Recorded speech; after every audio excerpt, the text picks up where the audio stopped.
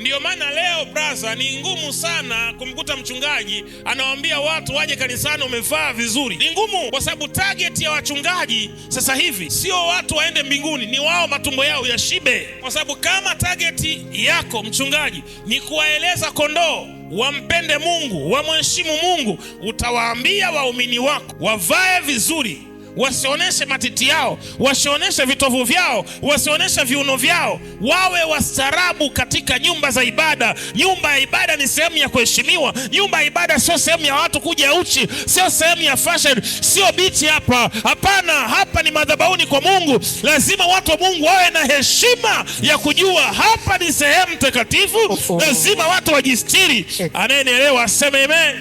Amen.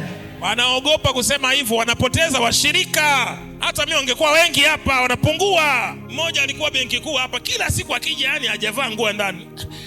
Nikaufundisha siku moja hapa, Felista alikuwepo hapa, nikawaambia msije kwenye nyumba ya ibada mjavaa.